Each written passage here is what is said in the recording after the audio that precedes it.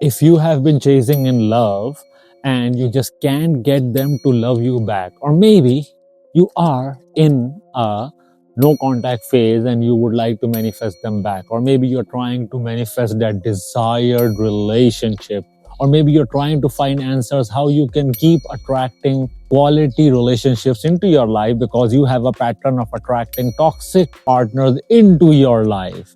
So in today's video, you're going on a walk with me because it's a beautiful day. So why not go on a walk with me while I answer all the questions that are going to give you the answers that you are looking for.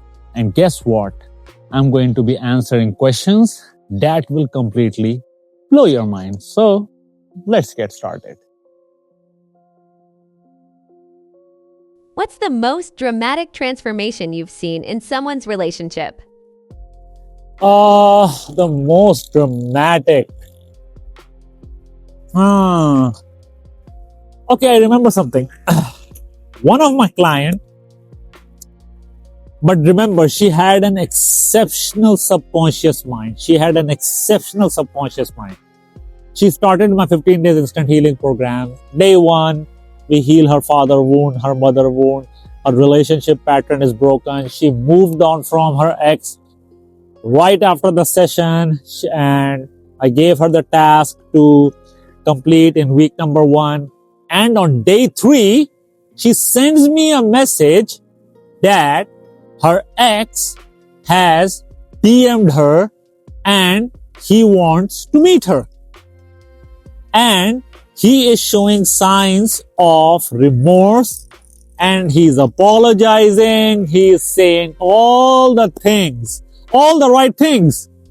And she's like, hey, even though he's saying all the right things that I wish if he said before, I would have fallen madly in love with him or given him a second chance. But now I know I deserve better. I'm worth better and I don't want him. And I think that's a very crazy thing. She manifested her ex back and realized that's not what she wants. And that is self-awareness. Can someone be self-aware and still stuck? Why does that happen? Now, one of the biggest misconceptions that I find, I was recently talking to few other professionals and I was talking about the concept of self-awareness. I think a lot of the people confuse self-awareness with what actually self-awareness is. A lot of the people consciously entertain the idea of self-awareness, but they are not actually self-aware at a subconscious level. Let me give you an example. Have you seen a couple of women sitting around talking about how an ideal relationship should be? They're talking about, you deserve much better. He is not the one for you. You should never chase a guy. Stop stalking him. Block him. Never ever look back at him. Never accept him because you're worth more than that. But then, that girl, when all these girls are not around, she goes back and does the same thing. So, what are they doing? They're entertaining the mindset. They're entertaining the concept of self-awareness, but it's not embedded into their subconscious mind.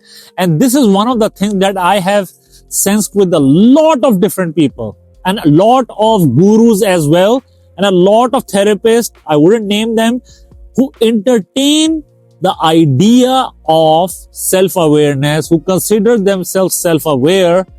However, they are just consciously entertaining the idea of self-awareness.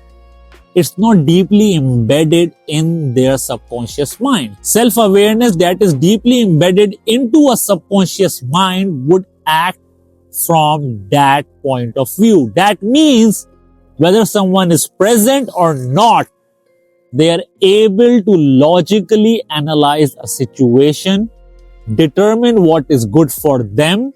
They can see things from other person's perspective.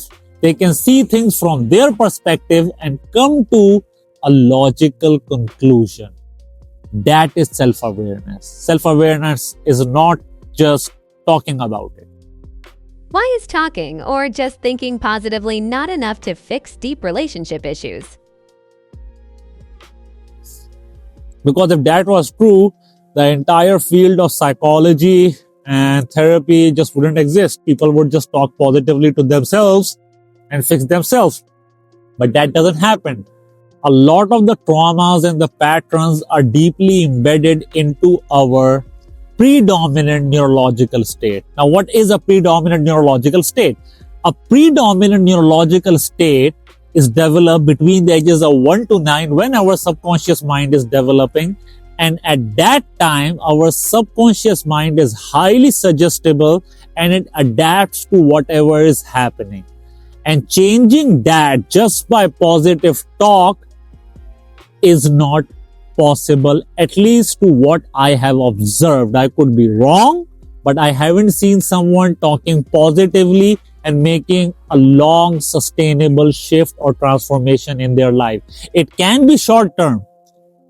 Have you seen those people who are playing some sports and they are like, you can do it, just focus. So for time being, their neurological state shifts and they are able to perform. But it does not shift predominant neurological state. Neurological state has a timeline of 20 minutes. Any neurological state that is not fed for 20 minutes will die out. If you keep feeding it, it might go as long as an hour, 2 hours, 3 hours, 4 hours, but it will eventually die out. That's why talking positively cannot help you remove deeply embedded traumas or your patterns. That's why a lot of the people who are doing affirmations and all those practices often not see results. That's the problem. If someone is watching this and feels like this is me, what would you want them to know? I have good news and I have bad news. Let's start with the bad news. The bad news is that you're just listening to it. The good news is you are just one step away from realizing the true potential of what your subconscious capabilities are. You don't have to live your life like this.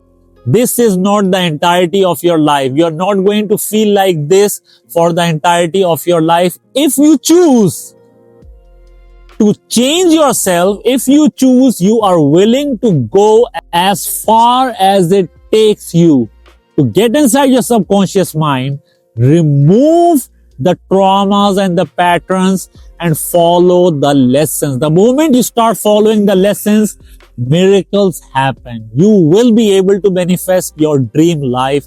And that's something I have observed time and time again, to the point where I cannot even count how many times I have observed it. If you could give your younger self one sentence of advice, what would it be? Oh, that's a hard one.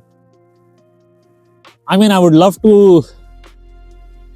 It's just one sentence, right? So, I would love to tell myself to get into what I'm doing right now early on in my life. But I think certain events needs to happen in your life for you to, experience certain things. I went through a lot of toxic relationship patterns is the reason that why I'm able to help other people heal their toxic relationship patterns. But if I had to say just one thing, I'll say the one thing that my subconscious mind told me that completely changed my life and that just completely changed how I manifest things. That is, keep your belief game strong. Fates will be rewritten. And that's something I have on my wall, because that's one of the most powerful lessons that my subconscious mind told me. And that lesson has made me manifest things people can just dream of. And that lesson is, belief game so strong, fates will be rewritten. And there is so much power in that one sentence that my subconscious mind gave me. And that's something I would say to my younger self, because if my younger self can just believe with all his conviction, he would achieve a lot more than what I have achieved by now.